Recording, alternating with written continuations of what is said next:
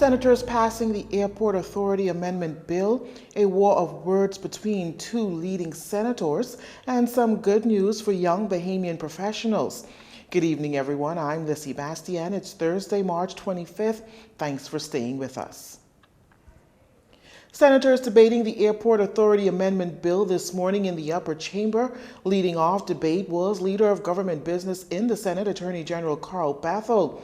This bill will enable the Airport Authority to acquire the existing 2,500 plus acres, runway, what's left of the terminal building, and other tools and equipment presently owned by the Grand Bahama Airport Company for $1. Senator Bethel adds that the authority, its delegates, subcontractors, or any company engaged with the Grand Bahama International Airport will be subject to all regulations and environmental and building permits required by the port. Well, we know their environmental regulations are rather scant and somewhat primitive in that they go way back to the mid-50s and early 60s and have not been updated or brought really up to the present schema of environmental protection that currently applies elsewhere, which is why the Environmental Planning and Protection Act was extended throughout all of the Bahamas, inclusive of the port area, to address that defect.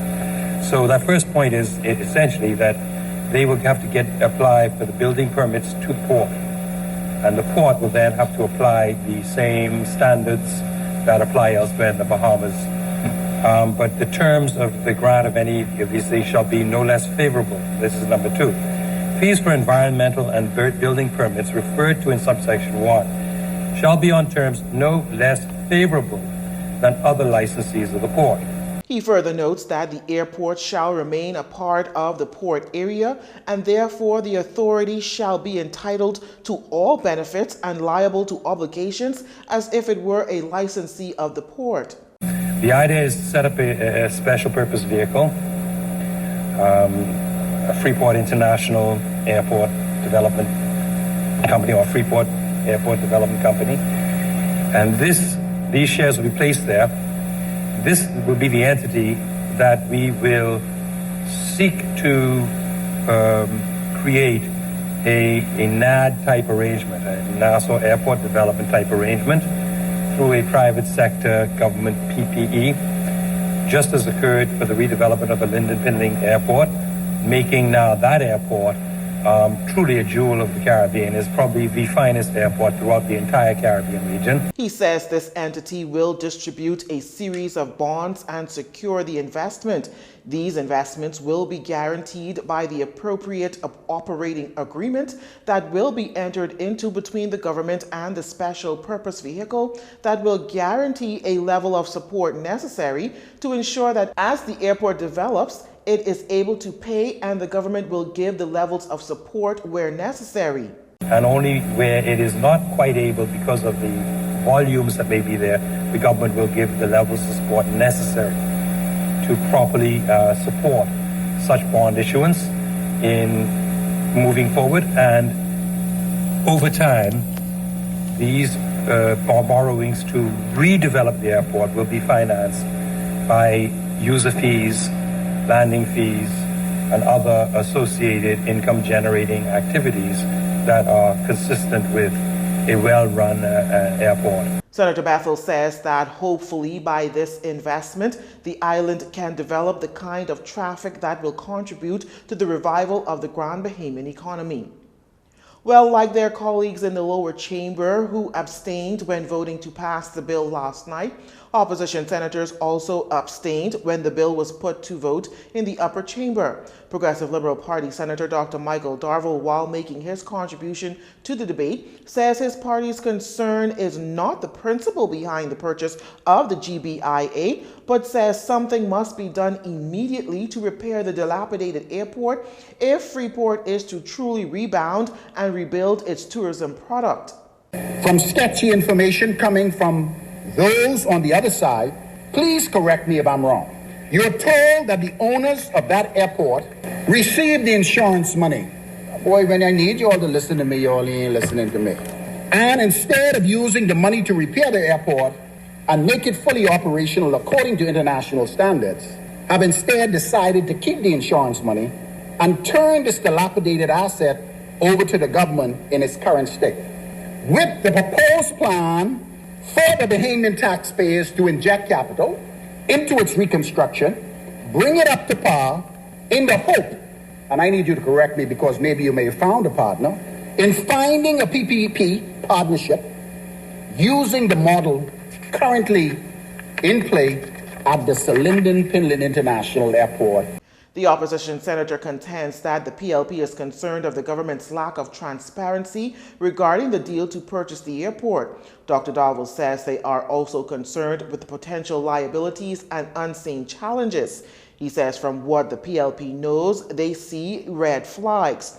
The Airport Authority Amendment Bill 2021, however, was passed in the upper chamber. Senator Bethel commenting on the views of the opposition in the lower chamber, namely Engliston Member of Parliament Glenys Hannah Martin, who says the government allowed a foreign investor to take all of the cream, leaving the country with the burden. She also accused the government of allowing Hutchinson Port Holdings, the owner of the airport, to run off with insurance money. Well, Senator Bethel says it seems the closer one gets to the 5-year term limit, reason is sometimes the first victim of political opportunism. Your party's conduct in the other place has been less than far-sighted and less than interested in the national interest, or most particularly in the interest of the people of Grand Bahama. In fact, members of the opposition last night voted by abstention. My. Let your yes be yes. Let your no be no. So says the Bible. Anything else, including an abstention, comes from the evil one. Leader of opposition business in the Senate, Senator Fred Mitchell, on a point of order, says this. It is the role of the opposition to state its position. That's part of the Constitution, part of the democracy. And it doesn't mean because you state a position opposite the government that it's not in the national interest. Well, that is false. Clearly, that is false. The Attorney General then went on to say that the Progressive Liberal Party has nothing good in their hearts for Grand Bahama. We had the example of what the PLP did to Freeport in 2005, did nothing, allowed the Princess Towers to go to rack and ruin, let the owners, the Harcourt Group, to collect all the insurance money, put a gate around it and gone, left it. I was a voice in the we can talk about I was a voice in the wilderness at that time. Talk about that too. I publicly called 19 years on the Christie administration. You see, Madam President, could I please be defended from all of this? Okay, never mind. Here, I was a voice in the wilderness. I went out. I was the chairman of the Free National Movement. I went out publicly, issued a statement begging the Christie administration to save the heart of Freeport, to acquire, take possession of, and fix and reopen the Princess Towers and the Country Club. They dismissed me out of hand. He adds that if the PLP wants to have a modern, developed society, it has to be prepared to make the investment in times of crisis.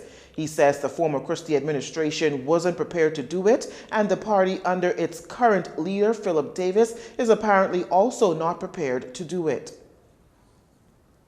You're watching JCN News. When we return, the Education Minister commenting on that attempted sexual assault of a primary school student, and DigiPay rolled out across government agencies. Stay with us.